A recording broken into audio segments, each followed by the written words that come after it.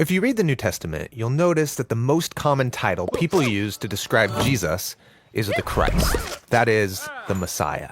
But surprisingly, Jesus almost never used that word to describe himself. Instead, he called himself the Son of Man. The Son of Man. What does that mean?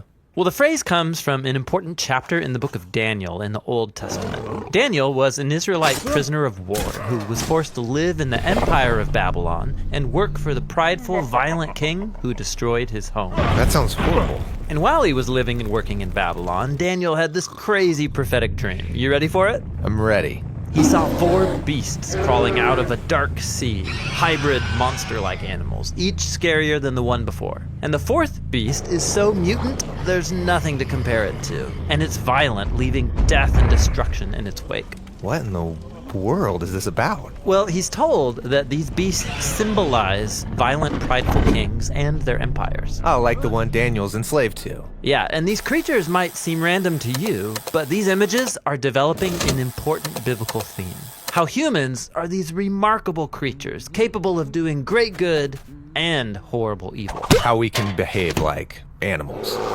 Right. Look at the first pages of the Bible. God creates the beasts of the field and humans together, all from the dust. But then the humans are set apart and given a royal task of being God's image. So humans are like the animals, but called to become much more. Yeah, they're to be God's representatives on earth, ruling on his behalf, like kings and queens. But keep reading, and the humans are deceived by a beast who says that they could be more than just God's partners. Yeah, that they could rule the world on their own terms, which sounds good to them. But God knows this will be a disaster. And so he expels the humans to the realm of the beasts. The partnership is lost. But God makes a promise that one day a human will be born who won't give in to the beast.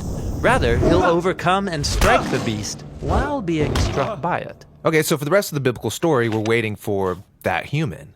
But instead, in story after story, we find people acting like beasts. Yeah, like in the next story about Cain. He was jealous and angry at his brother Abel. God warns Cain that he's facing a beastly urge called sin, a dark, mysterious kind of evil that consumes humans. But God says that Cain can rule the beast if he chooses. But he doesn't rule the beast.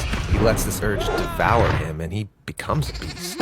And then after this, Cain's children spread their animal-like violence, and it leads to the founding of a whole civilization known for its beastly pride, the city of Babylon. Okay, Babylon. So fast forward, this is where Daniel is enslaved, having this bizarro dream. Exactly. Now, watch what happens next in Daniel's dream. He sees into God's throne room where a court is set up, and God condemns the beast to destruction. That's great. And then Daniel sees that there's actually more than one divine throne. Oh, right, the throne that humanity left behind. Right. There hasn't been a human who's able to overcome the beast and rule alongside God until now. Daniel sees a figure called the Son of Man, which means a human. And he rides on a cloud up into God's presence and then sits down on the divine throne to rule the world. The partnership's renewed. Yes, and even more. All humanity worships and serves this Son of Man alongside God. Oh, worship? So this is no ordinary human. This is like a God human. Exactly. And so now you can see why Jesus of Nazareth, when he came onto the scene centuries later, chose this title, the Son of Man, for himself. He was claiming to be that truly human one on a mission to confront the beast. He was tempted to seize power on the beast's terms. But unlike every human before him, Jesus resisted the urge. And then he went about banishing the beast from people's lives, and he was teaching people how to rule the beast instead of being ruled by it. Okay, so how do you rule the beast? Well, Jesus did it by giving up his life. Wait, rule the beast by dying? Yes. When Jesus was on trial in a human courtroom and being condemned to death, he said, "From this moment on, you will see the Son of Man sitting at God's right hand and coming on the clouds." But this is the moment he's about to die. Exactly. From one perspective, the cross looks like a beastly torture device, but Jesus viewed it as his throne.